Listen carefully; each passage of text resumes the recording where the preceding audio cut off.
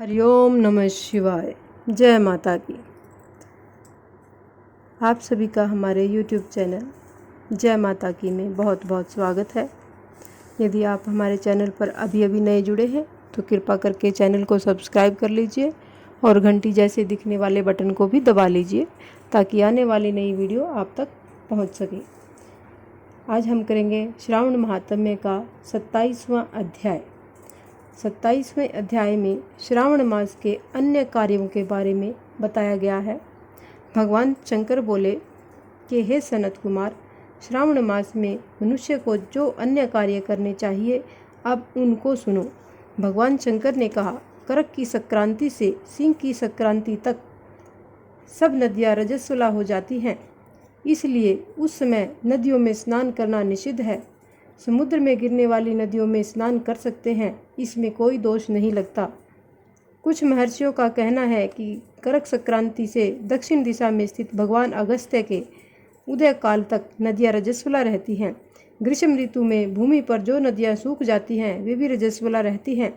अपने आप जिन नदियों की गति 32 हाथ न हो उन नदियों में वर्षा ऋतु में 10 दिन तक स्नान नहीं करना चाहिए। उन नदियों को नदी न कहकर गरत शब्द से पुकारे। करक संक्रांति के आरंभ में महानदियाँ रजस्वला होती हैं। जिस प्रकार स्त्रियां 3 दिन तक अपवित्र रहती हैं, उसी प्रकार महानदियाँ भी 3 दिन तक अपवित्र रहकर चौथे दिन पवित्र हो जाती हैं। गोदावरी, भागीरथी, वेणिका, तुंगभद्रा, प्योष्ठी और तापी ये 6 नदियाँ विंध्य पर्वत के दक्षिण में बहती हैं। सरस्वती, यमुना, नर्मदा, गंगा, विशोका तथा वितस्ता ये 6 महानदियाँ विंध्य पर्वत के ऊपर बहती हैं। कृष्णा, बंजना, कावेरी, बंजारा, कावेरी और देविका ये 4 महानदियाँ करक संक्रांति पर एक दिन के लिए रजस्वला होती हैं। करक संक्रांति से गौतमी नदी 3 दिन तक रजस्वला रहती है।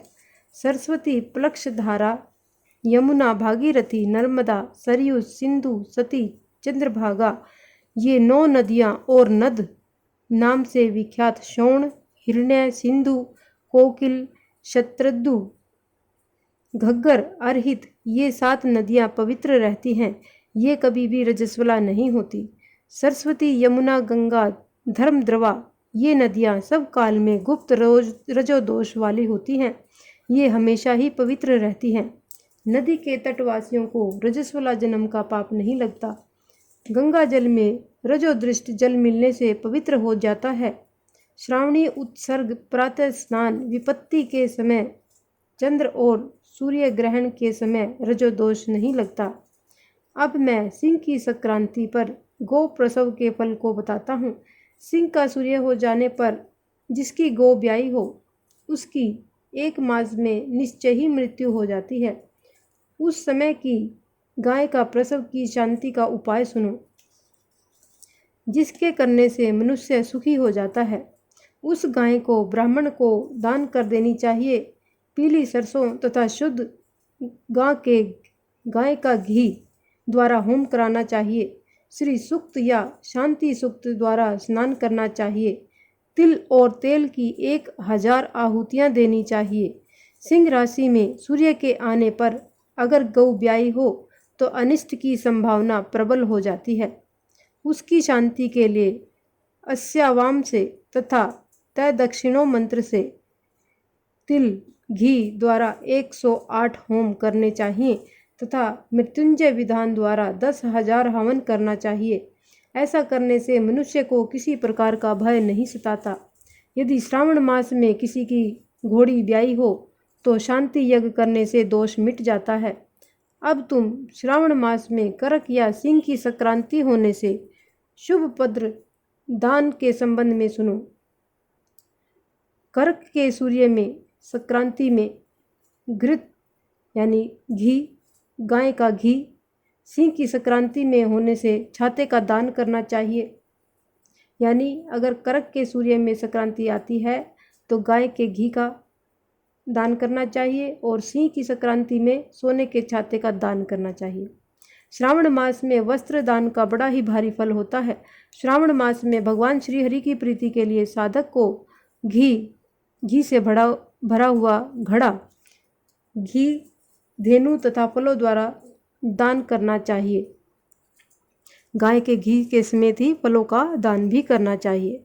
अन्य महीनों की अपेक्षा इस महीने में किया गया दान अक्षय फल प्रदान करता है। मुझे इस महीने में अधिक प्रिय और कोई महीना नहीं है। ऐसा भगवान शंकर कहते हैं कि मुझे सावन के महीने से प्रिय और कोई भी महीना नहीं है। जो इस महीने में व्रत करता है वह विशेष रूप से मेरी कृपा यानी भगवान शंकर की कृपा का पात्र होता है। ब्राह्मणों का राजा चंद्रमा और प्रत्यक्ष देवता सूर्य है। ये दोनों मेरे नेत्र हैं। अतः इनकी संक्रांति संज्ञा कर्क तथा सिंह संज्ञा हुई। मनुष्य को चाहिए कि श्रावण मास में प्रातः स्नान कर भगवान शिव का पूजन करे और इस मास का महात्म्य तथा कथा शक्ति के साथ पूरे मास सुनता रहे और सुनाता रहे। श्रावण महीने के व्रत करने से 7 प्रकार की जो बंध्याएं हैं उनको भी पुत्र की प्राप्ति हो जाती है। इस महीने में श्री वेद व्यास जी इनकी भी पूजा करनी चाहिए। जिसने श्री वेद व्यास जी को प्रसन्न कर लिया उसने मानो मुझे यानी भगवान भोलेनाथ को प्रसन्न कर लिया।